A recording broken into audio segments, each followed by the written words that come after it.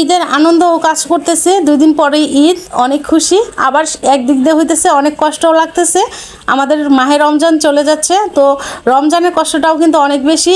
এই মাসের মতো অন্য কোনো মাসে এত বেশি শান্তি কিন্তু কাজ করে না। রমজান মাসে এত বেশি শান্তি লাগে আর সব কিছু এত বেশি ভালো লাগে। আর বিশেষ করে ইফতারি বানানো, ইফতারি খাওয়া, এটা তো অনেক সুন্দর একটা মুহূর্ত। এটা তো আমি অনেক বেশি মিস করব। আমার কাছে রমজান মাসটা অনেক বেশি ভালো লাগে। আমি তো সবসময় বলি যে রমজান মাসটা যদি আর একটু বেশি থাকতো অনেক বেশি ভালো লাগে। রমজান যখন শুরু হয় তখন তো এত বেশি আনন্দ কাজ করে, আবার যখন শেষ হয়ে যাবে, এখন ঈদ তো চলে আসছে, তো এখন হইতেছে এটার কষ্টটাও অনেক বেশি লাগতেছে। ঈদের আমেজ তো প্রতিটা বাসায় বাসায় শুরু হয়ে গেছে, তো আমার বাসাও কিন্তু এর ব্যতিক্রম না।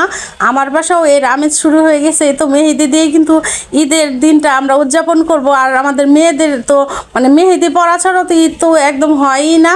তো আমার মেয়েটাও কেন বাদ যাবে, আমার মেয়ে তো অনেক বেশি মানে ভয় পায়, মেহেদি দিতে একদমই চায় না। মানে ও বলে যে আম্মু এগুলো কীরকম লাগতেছে, মানে ও একটু পছন্দ করে না। আর মেহেদির যেহেতু একটা অর্গানিক মেহেদির একটা মানে স্মেল আছে, তো বলে আম্মু এগুলো আমি দিব না, এগুলো আমি দিব না। তো আমার মেয়ে মেহেদি দিবে না, সবাই দিবে, এটা তো আমার একদম ভালো লাগতেছে না। তো আমি বলছি আমার মেয়েটা যখন ঘুমায় তখন দিয়ে দিও। তো আমার ছোটো বোন আবার অনেক সুন্দর মেহেদি পরাইতে পারে।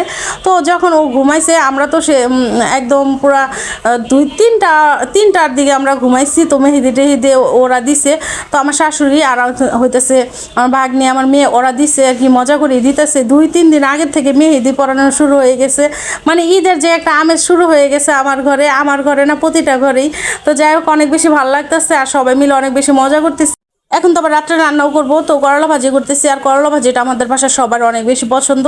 তো এই লাল আলুটা দিয়ে করলা ভাজি করছে। আর আমার শাশুড়ি করলা বেশি একটা ভাজি করলে পছন্দ করে না। মানে তার কথা হলো হালকা একটু মানে কাঁচা কাঁচা থাকবে, তো এই করলাটা সে অনেক বেশি পছন্দ করে। তো আমিও করলাটা বেশি একটা ভাজা ভাজা করিনি, আমার কাছে তো বেশি ভাজা ভাজা করলে ভালো লাগে। আমার শাশুড়ি আবার পছন্দ করে না, আর আলুটাও বেশি একটা পছন্দ করে না। তাও 2-1টা আলু দিচ্ছি, কারণ আমরা আবার আলু ছাড়া আপনার খাইতে পারি না, আবার আপনাদের ভাইয়াও বেশি একটা তিতা খাইতে পারে না।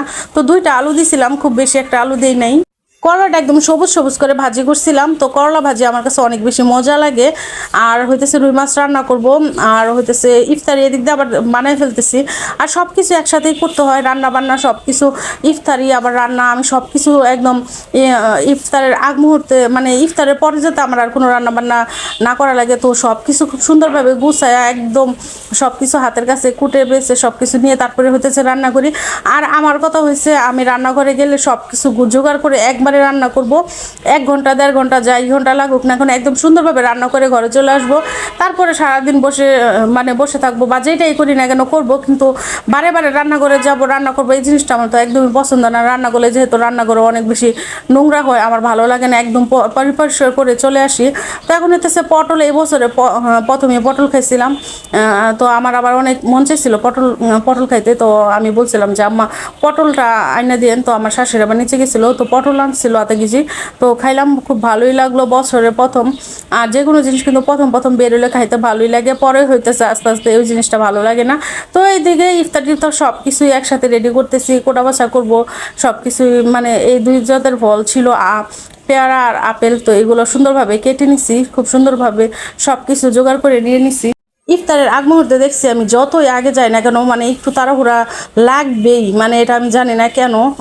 যতই আগে যাই রান্না করি সব কিছু মানে গুছিয়ে রাখি, তাও কেন জানি ইফতারের মুহূর্তে মানে আজানের আগ মুহূর্ত পর্যন্ত মানে কাজে আর শেষ হয় না, এরকম অবস্থা আমার ঘরে।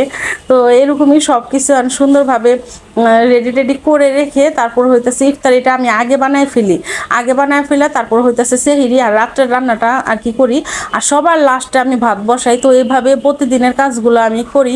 আসলে সুন্দরভাবে কাজ করলে, গুছায় কাজ করলে কিন্তু সময় মাফিকও কাজ হয়, আবার হইতেছে তাড়াহুড়াও লাগে না। তো এই দিক দিয়ে হইতেছে পটল রান্নাটা করছিলাম। আর বাহিরে এত সুন্দর বাতাস বইতেছিল, মানে এত সুন্দর খোলা। আমরা যে বাসাটায় থাকি সেই বাসাটার সামনে হইতেছে আমার রান্নাঘরটার সামনে একটা ছাদ, আর এত সুন্দর বাতাস আসে মাঝে মাঝে। তো বাতাসের জন্য রান্নাও করতে পারি না। তো এগুলা ছিল আমার আজকের রান্না বান্না। তো এখানে হইতেছে মুড়ি মাখা খাবো।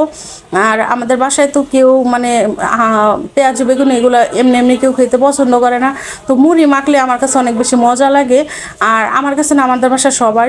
এগুলাই ছিল আমাদের আজকের আয়োজন। সবাই ভালো থাকবেন, আমাদের জন্য দোয়া করবেন। আল্লাহ হাফেজ।